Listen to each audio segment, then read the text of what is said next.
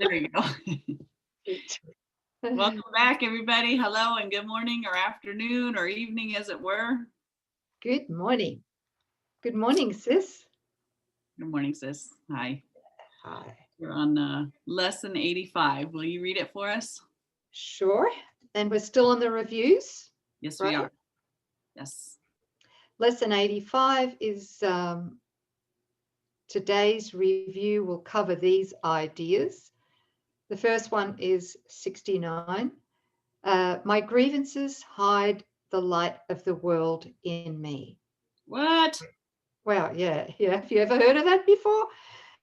Well, My grievances hide the light of the world in me. Did you want to say something? yeah, because my sentence says, my grievances show me what is not there and hide from me what I would see. Right. If you go back, there's a header. Oh. What have you been smoking or drinking? This tea is really strong. Oh man, that ginger peach tea. Wow, I got right into the text. My apologies, everyone. Let's just back up. Shoop. Okay, go ahead, sis. Start again. So remember, everything is perfect if we're prepared or willing, I should say, to to look past the appearance of a grievance. A judgment. That's a judgment that something's wrong. That's right. It would be better if that had not happened. I would be happier if that had not happened. Yeah, who would be happier, the ego or your holy self? Exactly. See? Right. Beautiful. Okay, so just for the third time, we must need to get this. My grievances hide the light of the world in me. Yes. Yeah. My grievances show me what is not there and hide from me what I would see. So I just need to stop, back up a bit, and let's just look at this. My grievances are my judgments. Let's unpack it. My grievances are my resentments. My grievances are whatever I hold against the past. Mm-hmm. Because whatever I hold against the past seems to be in the past. But if I haven't forgiven it, guess what happens? I'm seeing it now. That's right. So I'm not seeing anyone that I'm having a relationship with. I'm not seeing them as they are now. I'm not seeing the world as it really is now. I'm not seeing any situations as they are now. I am seeing them with this heavy veil from the past that I've carried with me because it's unforgiven. So I'm seeing them all through the past, right? And it's the ego's past. Yes. And remember that the ego, of course, wants self-condemnation or self-attack in any form. It's not fussy. It just wants to crucify us, all right? You've got to laugh, right, sis? Yes. Okay. So let me just say this, that my grievances hide the light of the world in me. That means that the grievance, the judgments, actually hide my innocence from me. Mm-hmm. And my incorruptible innocence, which remember is my holiness, yes, is, and this is literal, is my immunity to everything that the ego seemed to project to attack me. Right. Okay. So it also, the grievances, the resentments also hide, or no, they don't hide, they block my higher guidance with Holy Spirit. They block it. Yes. They also block miracles, and they block my understanding of the truth. Yeah. Because miracles are seen in light. So understanding takes place in light.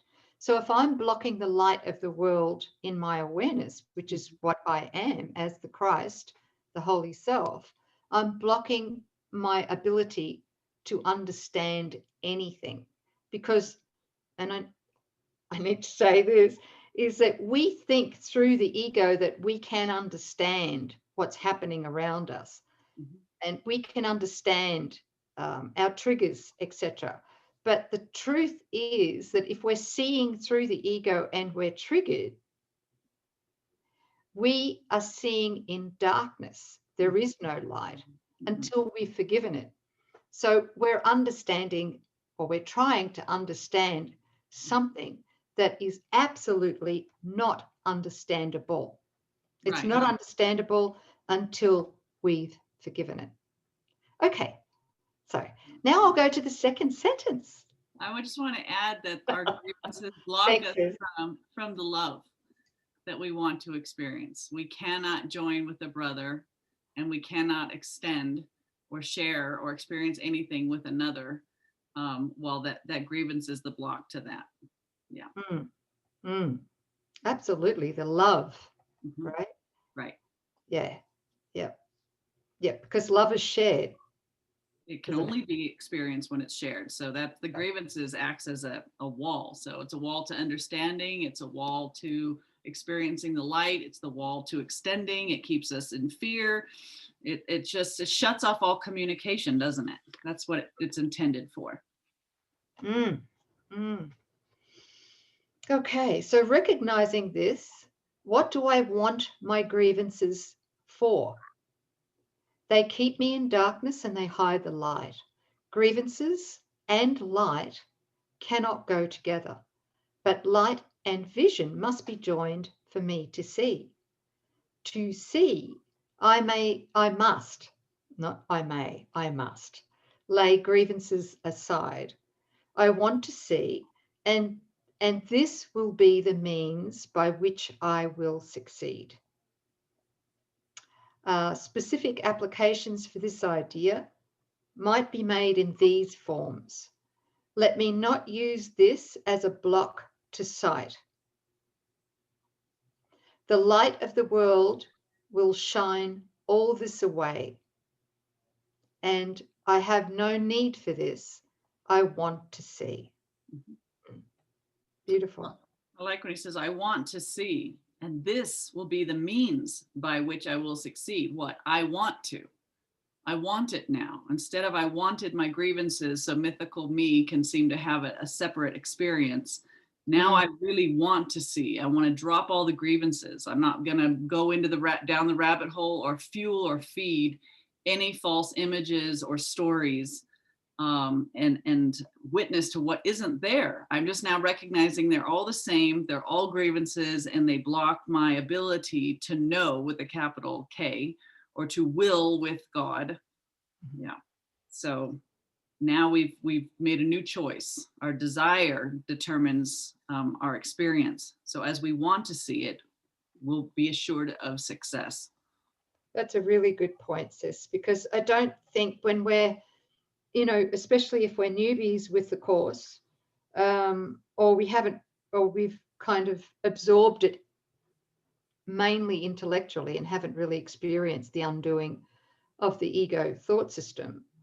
But what we're going to do is we're going to forget that if we're suffering in any way, shape, or form, or being unfairly treated by somebody else or something, or disease or whatever, that we've actually chosen that through the ego, right? Yeah. And that we can choose again through forgiveness. Right. So thank you for that. Sure. Then comes the next piece, which is, it's still lesson 85. And the second part is 70, is my salvation comes from me. Today I will recognize where my salvation is. It is in me because its source is there. It has not left its source, and so it cannot have left my mind. I will not look for it outside myself. It is not found outside and then brought in. But from within me, it will reach beyond, and everything I see will but reflect the light that shines in me and in itself. Beautiful. So it's not outside of us, right? It's not in a new car or new clothes or. Yeah, a really big one, I think, is when we place our salvation in another. It's really big for parents to think that their children are their whole world. My daughter, my son, they're my whole world, they're my everything, right? Wow. Or in the special romantic relationship, you put your whole self-worth and your holiness, the love that you are, you've placed it in someone else. So your salvation now lies in your relationship to that person. And that relationship is based on fear, and it's fickle, and it can change, and it's tumultuous and very painful until we recognize I keep reaching to someone to make me whole, to feel okay. And he's pointing us back. It's a U-turn. It's when you're feeling that lack, it's going within. God is in my mind. God is right here with me. What God is love. So if I'm seeking the love, where is it? It's a turning around within. And once you find it there, realize that, I and the Father are one through accepting the atonement, forgiving yourself for the thought that your salvation ever lied outside of yourself. That's where you make contact with the love that overflows. That's that fountain from within that's always pouring forth. It'll never dry up. It'll never change. It will never forsake you. It cannot leave you. And from that rich overflow, then you just extend liberally to everybody that you come into contact with. And that's, I love you, and I love you, and you love your children, and you love those in your relationship, but you don't idolize them. You recognize, I am that love. And then it just does what love does. It shares and extends. And that's beautiful. You'll never feel a sense of lack or anxiety. Very important teaching. Thank you. I think so. I think the specialness is the biggest one, where we place our salvation depending on the status of how we are with somebody else. Mm-hmm. Yeah. Very good. I hope that comforts somebody. Comforts me. Thank you. Yeah. Thank you. I'm just wondering where I'm at. Okay, so these forms of the idea are suitable for more specific applications. He's talking about my salvation comes from me. Let this not tempt me to look away from me for my salvation. I will not let this interfere with my awareness of the source of my salvation. This has no power to remove salvation from me. Not another person, not a situation, not a diagnosis, whatever, right? That's right. This has no power to remove salvation from me.